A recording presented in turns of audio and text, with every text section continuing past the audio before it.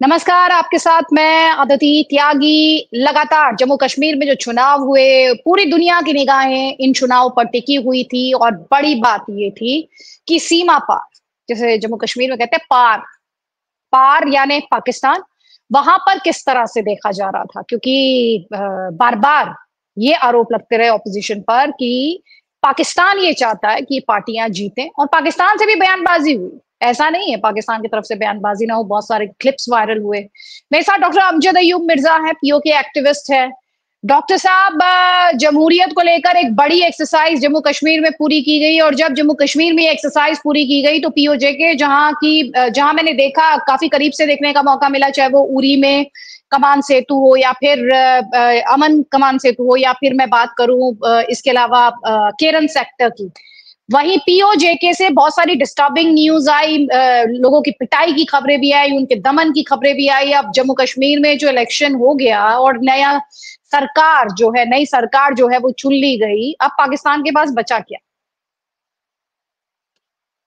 बहुत शुक्रिया। पाकिस्तान के पास बचा क्या है, आपने तो ऐसे कह दिए है जैसे पाकिस्तान जो है वो फारग बैठा हुआ है।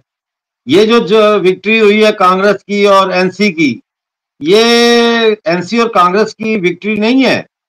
ये इलेक्शन जम्मू कश्मीर में, खासतौर पर कश्मीर जो है वादी में, तो इलेक्शन पाकिस्तान जीता है और अमेरिका जीता है। अब आप पूछेंगे कैसे? देखा ना, मैंने बोला अब आप पूछेंगे कैसे। तो वो ऐसे कि जो 370 का नैरेटिव है, ये पाकिस्तान से फीड किया गया इस इलेक्शन में कि इसको मुद्दा बना के जो है वो इलेक्शन कैंपेन चलाई जाए, और 370 जिसका कोई ताल्लुक नहीं है लोकल लेजिस्लेटिव असेंबली के साथ, उसको मुद्दा बना के इलेक्शन लड़ा गया। या तो ये कोई नेशनल इलेक्शन की, लोकसभा की सीटों के इलेक्शन होते, उसमें मैं कहता कि अगर 370 को मुद्दा बनाना है किसी ने तो बेशक बनाए, सेंस भी है कि भाई ये पार्लियामेंट के लिए इलेक्शन लड़ रहे हैं, जहां से जाके 370 को ये शायद बहाल करवाने की कोशिश करें। लेकिन जम्मू कश्मीर के लोकल इलेक्शन जो है असेंबली के, इसमें 370 का क्या लेना देना? इसके साथ तो बेसिकली वजह ये थी कि कैमोफ्लेज किया जाए बीजेपी के नैरेटिव को, जो डेवलपमेंट का नैरेटिव है, जो अमन का नैरेटिव है, उसको। और बार बार आप देखिए, फारूक अब्दुल्ला साहब बार बार अपनी कैंपेन में कहते रहे कहां है अमन, कहां है अमन, जिसका मतलब ये है कि पाकिस्तान ने 9 जून के बाद जो यहाँ आतंकवाद, जी मैं कह रही अमन तो घर बैठा हो। तो जहां देखें आपके 9 जून के बाद जहां इन्होंने ये आतंकवाद फैला के दोबारा से वहां पे कश्मीर, खासतौर पे वादी में इस सेंटीमेंट को उजागर करने की कोशिश की कि वोट आपने कम्युनल बेसिस पे देना है, तो एक वो फैक्टर। फिर आपको मैं बताऊं कि उमर अब्दुल्ला ने तो कहा था कि मैं इलेक्शन नहीं लड़ रहा, मैं नहीं लड़ूंगा। वो इतना डिप्रेस था इंजीनियर रशीद से हारने के बाद, बुरी तरह से हारा वो। तो उसके बाद 24 अगस्त को अमेरिकन डिप्लोमेट्स जो है वो श्रीनगर आके उमर अब्दुल्ला को और इनको मिलते हैं 24 अगस्त को, पॉइंट टू बी नोटेड। और 27 अगस्त को ये ऐलान कर देता है उमर अब्दुल्ला के मैं इलेक्शन में 2 जगहों से सीट से लड़ूंगा इलेक्शन। किसके क्या, किसने इसका माइंड चेंज किया? और फिर अगर आप उस दिन के अखबार पढ़ें तो उनमें लिखा है कि the American diplomats and the envoy discussed regional issues and global issues. What the hell has the Americans and the NC leadership got in common regarding global issues and regional issues? Regional issues Pakistan. तो अगर मैं ये कहूं कि जम्मू कश्मीर का election American और पाकिस्तानियों ने कश्मीर में जीता है, नॉट जम्मू बट कश्मीर में, और इसको और ज्यादा मैग्नीफाइंग ग्लास के नीचे रखूं तो CIA और ISI के गठबंधन ने इलेक्शन जीता है जम्मू कश्मीर में, और जम्मू कश्मीर की जनता की आंखों में धूल झोंक रहे हैं। और आज मैं शर्मसार हूं, मैं शर्मिंदा हूं भारत के जनता से, हिंदू कम्युनिटी से, बीजेपी गवर्नमेंट से शर्मिंदा हूं कि आज मेरे कश्मीरी लोगों ने थैंक यू का वोट नहीं डाला बीजेपी को। इतनी डेवलपमेंट की, इतना कुछ किया, लेकिन मैं हैरान भी नहीं हूं, इसलिए कि देखिए एक तो इकोनॉमिक डेवलपमेंट है, लेकिन ये इकोनॉमिक डेवलपमेंट, एक सेकेंड।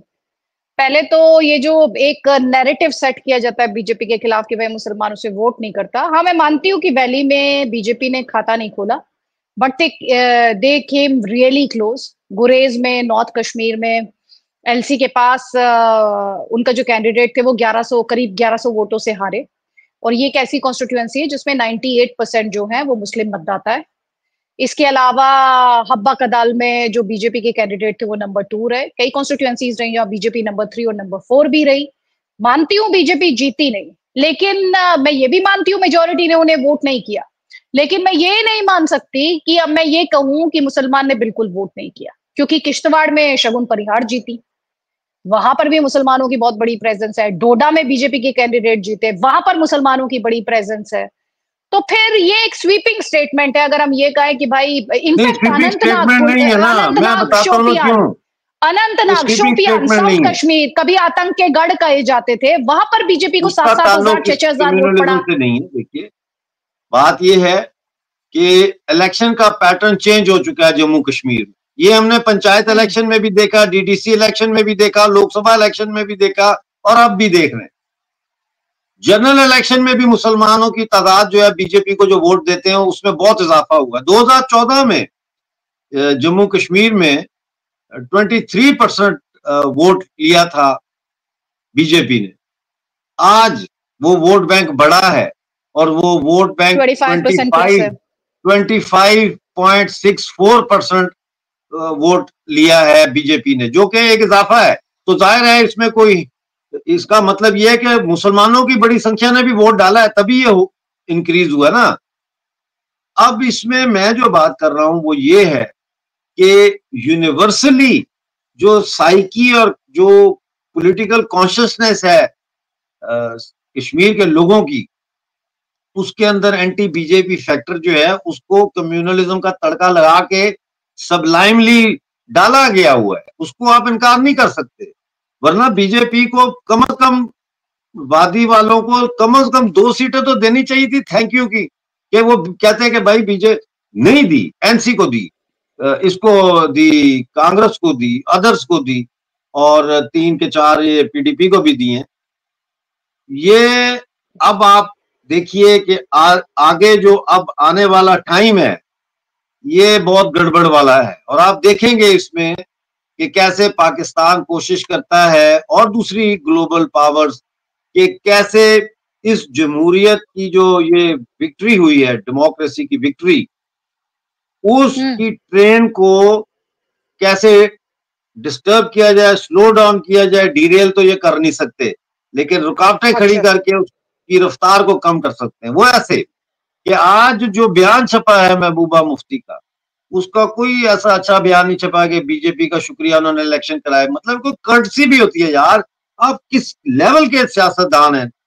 वो कह रही है कि centre should let Jammu Kashmir government function without interference. Centre का नुमाइंदा कौन है जम्मू कश्मीर में? Vinod Sinha, the governor, lieutenant governor. अब ये जो एनसी गवर्नमेंट बनाएगी, ये अब इनकी कोशिश होगी कि लेफ्टिनेंट गवर्नर जो है इसको डिस्क्रेडिट किया जाए, उसके खिलाफ जो है एक नया पॉलिटिकल नैरेटिव बिल्ड किया जाए कि जी ये मरकज नहीं करने दे रहा और गवर्नर के पास पावर्स बहुत ज्यादा है। देखिएगा अब ये चीजें शुरू होंगी। तो रिजल्ट से मैं खुश हूं, मैं मुबारकबाद देता हूं जीतने वालों को भी, और जो नहीं जीते उन्हें भी कहता हूं कि नेक्स्ट टाइम आप फिर कोशिश करें, कामयाबी होगी। लेकिन डिवाइड है जम्मू कश्मीर, रिलीजियस बेसिस पे डिवाइड है, इसमें कोई शक नहीं है। इसको दूर करने के लिए हमें बड़ी मेहनत करनी पड़ेगी। हमें ये रिलीजियस पॉलिटिकल नैरेटिव जो है, इनमें से रिलीजन को और पॉलिटिक्स को अलग करना पड़ेगा। डेवलपमेंट इस्लामी है या सनातनी है? डेवलपमेंट तो डेवलपमेंट है, एक पुल बनता है, वो इस्लामी ना इस्लामी होता है ना सनातनी होता है, वो एक पुल होता है जिसके ऊपर से लोग गुजरते हैं नदी के ऊपर से।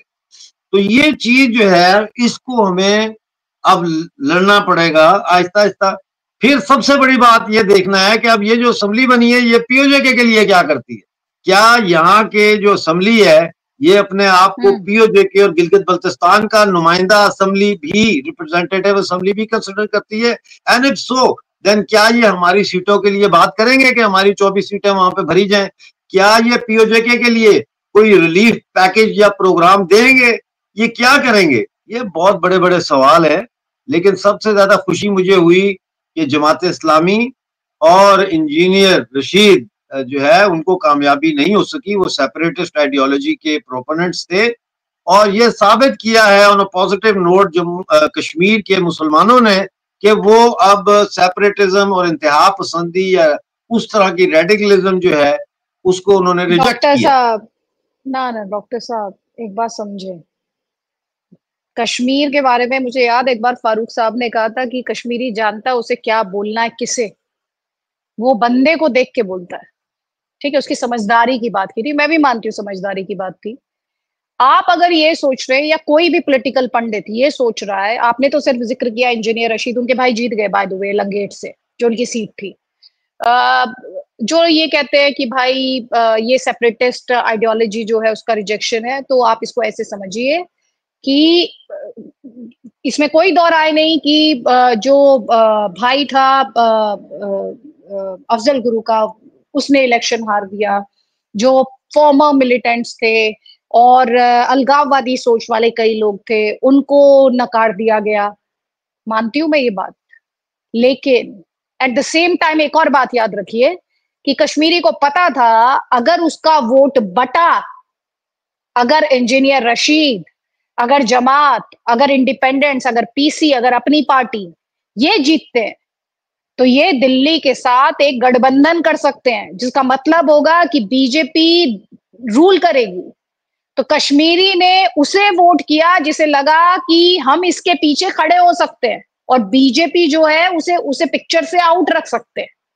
तो इसमें जो बड़ा गेम है और ये जो वोट एक मुश्त जाकर पड़ा, वो ये एक नैरेटिव बिल्ड किया एनसी ने कि अगर आप इन्हें वोट करेंगे, अगर आप जमात के कैंडिडेट को, इंडिपेंडेंट कैंडिडेट को, जमात क्योंकि बैंड है, इंजीनियर रशीद को करेंगे। उन्होंने कहा तो दिल्ली की भाषा बोलते हैं, सज्जाद लोन, अल्ताफ बुखारी, ये सब दिल्ली की भाषा बोलते हैं। ये एक नैरेटिव गढ़ दिया गया था और कश्मीरी को ये समझा दिया गया था कि अगर ये जीते, हमारी सीटें नहीं आई, हमने सरकार नहीं बनाई, तो बीजेपी आ जाएगी। तो जो बीजेपी को लेकर एक खौफ, बीजेपी को लेकर अब जो थोड़ी देर पहले आपने कहा था एक कम्युनल एंगल परोसा जाता है, वो हमेशा से बीजेपी के साथ रहा है। उसकी इमेज को कहीं ना कहीं वैली में उसने डिफाइन किया और उसी का इस्तेमाल एनसी ने किया। पीडीपी ने भी करने की कोशिश की, पीडीपी सक्सेसफुल नहीं हो पाई क्योंकि कहीं ना कहीं जमात अलग से चली गई और जमात का वोट ट्रेडिशनल वोट था पीडीपी का। लेकिन ये कह देना कि ये कंप्लीट रिजेक्शन है, मैं कम से कम ग्राउंड पर रही हूं, मैं नहीं मानती। Partial rejection, yes, you can say that. Partial that is the rejection. Better चलो वे एक टू हम पुट इट। कॉमन ग्राउंड पे आ जाते हैं ना, पार्शियल रिजेक्शन। बाकी मैं आपकी बात से सहमत हूँ, आपकी बात से। तो फिर इसका मतलब यह है कि कश्मीरियों ने टैक्टिकल वोट दिया है। टैक्टिकल वोट दिया उन्होंने, इससे किसी को इनकार नहीं करना चाहिए और मैं इसके लिए उन्हें दोषी तो नहीं मैं ठहराती। यही भाई इसी सबको बात का अपनी अफसोस है अपने अपने हाँ, मुझे जो आप थोड़ी अफसोस देर है, पहले कह रहे थे मुझे अफसोस कि है कि मेरे घर के अंदर आके रंग किया, पेंट किया, मेरा टूटा हुआ किचन ठीक किया, मेरा नया बाथरूम डाल के दिया, मुझे नए कारपेट दिए, मेरा सारा फर्नीचर नया मुझे डाल के दिया, और उसके बाद जो है वो मैं उसको छोड़ के जिसने मुझे ये किया, तो मैं उस नेबर को करूं जो कहता है मुझे कि ये जो बंदा तुम्हारे घर में रिफर्बिशिंग कर रहा है ये बड़ा खराब है। तो बीजेपी ने इतना कुछ किया कश्मीर के लिए यार। नहीं, रिफर्बिशिंग मुझे वाला दुख भी है, देखिए। हाँ मुझे नहीं, मैं दुख आपकी है, मैं बात अपना समझ रही दुख हूँ क्यों छिपाऊं? एक्चुअली। मैं क्यों अपने नहीं, दुख छिपाऊं? मुझे अफसोस है, अपने लोगों पे अफसोस है, दुख है कि क्यों नहीं डाला, क्यों नहीं बीजेपी को कश्मीर से वोट दी। क्या है, क्या वजह है? इतने तुम उनको अपना दुश्मन समझते हो, इतना तुम अपने यू नो जो दुनिया में हिंदुस्तान को लेके जा रहा है आगे, यार कुछ तो मतलब है, कुछ तो शर्म होनी चाहिए, कुछ कर्टसी होनी चाहिए। मैं इस किस्म का बंदा हूं। मुझे अफसोस हुआ है, लेकिन खुशी भी हुई है कि भाई बीजेपी की 29 सीटें हैं, पहले इनकी 25 थी, अब 29 सीट्स हैं। तो देखें, अच्छी ऑपोजिशन होगी, तगड़ी ऑपोजिशन होगी, देखते हैं क्या होता है। लेकिन नहीं, मैं राजनीति में कहते हैं कि संभावनाएं अपार होती हैं और जिस तरह से इंडिपेंडेंट्स एनसी का अलायंस ज्वाइन कर रहे हैं, उसके बाद मैं संभावनाओं से इनकार नहीं करती, क्योंकि हमने जो देखा, उमर अब्दुल्ला का जो टोन देखा, उसे चेंज होते हुए भी देखा। जो अभी थोड़ी देर पहले आप आर्टिकल 370 कह रहे थे, अब उन्होंने ये कहना शुरू कर दिया कि बीजेपी ने हटाया था तो बीजेपी तो वापस नहीं लाएगी, तो आर्टिकल 370 बीजेपी सरकार के साथ तो लाया ही नहीं जा सकता, ये कहना शुरू कर दिया उन्होंने। उन्होंने ये कहा कि हम सेंटर के साथ हॉस्टाइल नहीं होना चाहते हैं और सेंटर को भी हमारे साथ हॉस्टाइल नहीं होना चाहिए। उन्होंने ये भी कहा कि हमारे जो नेबर्स हैं वो हॉस्टाइल नेबर्स हैं। तो ये सब बातें कही उन्होंने। अब एक कंसिलिएटरी टोन वहां पर दिखाई देती है। लेकिन मैं वापस पार की बात कर लेते हैं। पार और पार की अब क्या स्ट्रेटेजी होगी, अब पार क्या करना चाहेगा? पार को तो एक सेटबैक तो लगा ही है कि भैया शांतिपूर्ण तरीके से इलेक्शन हो गया। अपना घटियापन भी उन्होंने दिखा दिया, जिस तरह से टेरिटोरियल आर्मी के सोल्जर को किडनैप करके उन्होंने मर्डर किया है अनंतनाग में। वो बहुत ही सैड है और मुझे इस बात का और भी दुख है, क्योंकि अभी आप कह रहे थे आपको अफसोस है, आपको शर्म है। मुझे शर्म इस बात की आ रही है कि जो लोग जब नसरुल्लाह को मारा गया तो प्रोटेस्ट पे निकल आए, बड़े बड़े नेता थे जिन्होंने अपने पब्लिक प्रोग्राम्स जो थे, इवेंट्स जो थे, वो कैंसिल कर दिए, क्योंकि वो शोक मना रहे थे। किसके लिए? जिसे इजराइल टेररिस्ट कहता है। वो अपने वो इस तरह से सोल्जर को एबडक्ट करके मार दिया गया। और मुझे अगर एग्जैक्टली नाम सही से याद है तो हिलाल भट्ट नाम, अगर सही से मैं रिकॉल कर पा रही हूँ। आप एक प्रोटेस्ट मैंने नहीं देखा, 10 लोगों को वो नहीं देखा मैंने सड़क पे ये कहते इसे लेके प्रोटेस्ट करते हुए। वैसे तो ये इजराइल को खत्म करने जा रहे थे, और वैसे ये जिन्होंने टेररिस्ट ने ये सब ये जो कहना चाहिए कायराना हरकत की, उन्हें उसके खिलाफ 2 नारे नहीं लगा पाएंगे। वो लगाएंगे भी नहीं ना, क्योंकि वो जो माइंडसेट है वो चेंज करने के लिए एक अल्टरनेट कल्चरल नैरेटिव डेवलप करने की जरूरत है। मैं आपको एक आम मिसाल देता हूँ। जम्मू कश्मीर के आप अखबारात उठा के देख लें, उर्दू के अखबारात उठा के देख लें, वैसा लगता है पाकिस्तान के अखबार। उनकी लैंग्वेज, उनका हर चीज जो है वो मसलन वो जो आतंकवादी हैं उनको आतंकवादी नहीं कहते, मिलिटेंट कहते हैं, टेररिस्ट नहीं कहते अपने अखबारों। मिलिटेंट, जंगजू, यहाँ के जंगजू। और फिर उनकी लैंग्वेज। मुझे तो आप सिर्फ हिंदुस्तान में एक उर्दू अखबार निकालने का डिक्लेरेशन दे दें, मैं निकालता हूँ इंडिया से आके डेली न्यूज़पेपर, फिर देखता हूँ कैसे मानसिकता चेंज नहीं होती। मानसिकता चेंज करने के लिए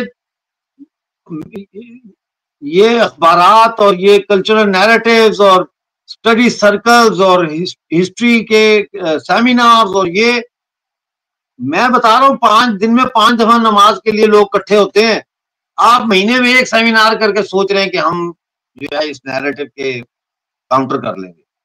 सवाल ही पैदा नहीं होता। इसके लिए बड़ी मेहनत की। नहीं, मेहनत तो इन्होंने की ना। मेहनत तो की, मैं खुद ग्राउंड पे थी, मैंने देखा लोगों तक मुफ्त राशन पहुंचाया, लोगों तक राशन की बात नहीं कर रहा, इस राशन की बात कर रहा हूं। ये राशन आप जो बात कह रहे हैं, हाँ मैं समझ रही हूँ आपकी बात। लोगों को पेंशन दी, किसान सम्मान निधि दी, हेल्थ के बारे में सोचा। और ये मैं किसी की तारीफ में नहीं कह रही हूँ कि ये एक सरकार की जिम्मेदारी होती है। मैं तो इस बात पे कह रही हूँ कि एग्जीक्यूशन इतना अच्छा था, एफिशिएंटली जिस तरह से एग्जीक्यूट किया गया, वो बहुत ही बड़ी बात है। ये इस लेवल का एग्जीक्यूशन होना, जहाँ पे जो लोग आपको क्रेडिट नहीं देना चाहते, but at least they are saying कि भाई हाँ ये मुझे मिला है, ये मुझे हासिल हुआ है। तो वो अगर चेंज नहीं कर पाया, तो आप ये कह रहा है कि एक अखबार छापने से आप बदल देंगे सब? देखिए मेरी बात सुन, ये रोटी खाने से फिजिकल चेंज तो आ सकती है। आप मोटे हो जाएंगे, या डाइट करेंगे तो पतले हो जाएंगे, राइट? भूखे हैं तो भूख खत्म हो जाएगी, एनर्जी आ जाएगी। मैं इस शरीर की बात नहीं कर रहा, मैं आत्मा की बात कर रहा हूं। मैं इस माइंडसेट की बात कर रहा हूं। ये चेंज करना है हमने। ये चेंज नहीं होगा तो भोजन देने से वोट तो शायद आप ले लें या तारीफ करवा लें, लेकिन आप वो कोर्स ऑफ हिस्ट्री को चेंज नहीं कर सकते, उसकी डायरेक्शन को आप सीधा नहीं कर सकते। ये मैं कह रहा हूं। वो बहुत जरूरी है। उसके लिए अखबारात चाहिए, उसके लिए पम्फलेट्स चाहिए, उसके लिए उर्दू जुबान। देखो एक बहुत बड़ी साजिश जो हुई वो ये हुई कि हिंदू को उर्दू ना पढ़ाओ और मुसलमान को हिंदी ना पढ़ाओ। लिहाजा मुसलमान को हिंदी नहीं आती पढ़नी, कुछ को आती भी है लेकिन मेजॉरिटी की बात करो, और हिंदुओं को उर्दू पढ़नी नहीं आती। तो कल्चरल बैरियर तो सीधा सीधा वहीं खड़ा करके आपने अलहदा कर दिया।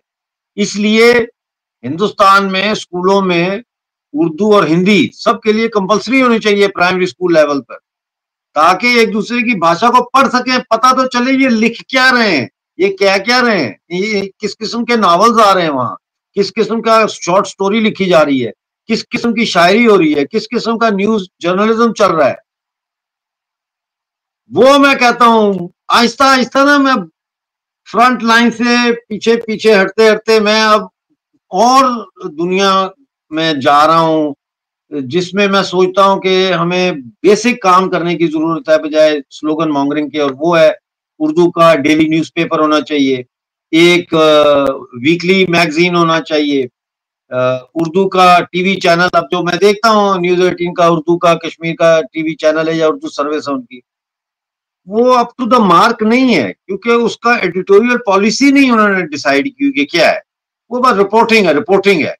तो वो ये चीजें बहुत जरूरी हैं करनी। ठीक है, चलिए आपकी अपनी एक ओपिनियन है, जल्दी से संक्षेप में पाकिस्तान की अब अगली स्ट्रैटेजी क्या आपको लगता है होने जा रही है? क्या अब करने की कोशिश करेगा? चुनाव नहीं रोक पाया, चुनाव हो गया, जनता ने वोट भी दे दिया, रिकॉर्ड वोटिंग भी हो गई, सब कुछ हो गया, अब क्या बचा है उसके पास? अब बस ये आ गए हैं उनके बच्चे जमहूरे एनसी और कांग्रेस वाले, इनके थ्रू सबसे पहला काम तो ये करेंगे गवर्नर लेफ्टिनेंट गवर्नर के साथ इनका टकराव पैदा करेंगे, फिर सेंटर के साथ टकराव पैदा करेंगे। इनको लाया इसलिए गया कि गंदा करो बीजेपी को, कश्मीर में बैठ के गंदा करो, ये और शोर करेंगे, बीजेपी ने हमारे साथ ये कर दिया वो कर दिया, उसको ये प्रोजेक्ट करेंगे पाकिस्तानी कब्जे वाले जम्मू कश्मीर के अखबारों में, ये देखो जी उमर अब्दुल्ला ये कह रहा है, प्लान ये कह दिया, पीडीपी, अब शायद इनके साथ पीडीपी भी मिल जाएगी, एक आध मिनिस्ट्री उनको दे देंगे ये, तो ये सारे मिलके यही करेंगे और क्या करेंगे, ये यही करेंगे, यही करेंगे। चलिए ठीक है, ये स्पष्ट करते हुए कि पैनल्स की राय उनकी निजी राय होती है। लेकिन एक बात आपको बताऊं मैं, जाते जाते एक बात आपको मैं बताऊं, 29 में आप डालें 24 तो ये 53 बनते हैं, 53। अगर पीओजे की ये 24 सीटें भर दें और मेरी क़यादत में हम वहां पे अपना ब्लॉक बनाने में कामयाब हो जाएं 24, तो 24 एंड 29 इज 53। तो चलिए आप जाइए पीओजे के पे, पीओजे से और कांग्रेस गवर्नमेंट के खिलाफ वोट ऑफ नो कॉन्फिडेंस लाके वापस हम बीजेपी की गवर्नमेंट यहाँ पे ला सकते हैं, इतनी पावर है। नहीं, तो मैं क्या कह रही हूँ, तो आप पीओजे में लाइए 24 लोग, पीओजे में बैठिए और वहां से हमारे पास है, जिस दिन इंडिया गवर्नमेंट कहेगी हम लिस्ट दे देंगे। चलिए ठीक है, कुछ फैसले गवर्नमेंट पे छोड़े जाने चाहिए, उनका प्रेरोगेटिव होता है। ठीक है, चलिए बॉब, चलिए ठीक है बॉब, मैं भी इस बिंदु पर इस डिस्कशन को छोड़ूंगी। थैंक यू सो मच, बहुत बहुत शुक्रिया डॉक्टर अमजद अयूब मिर्जा, और आप सभी का भी इस वीडियो को देखने के लिए बहुत बहुत शुक्रिया। अगर आप इस वीडियो को लाइक करें और चैनल को सब्सक्राइब करें, बहुत बहुत शुक्रिया। Thank you so much. जय हिंद, जय भारत, वंदे मातरम। जय हिंद, जय भारत, वंदे मातरम।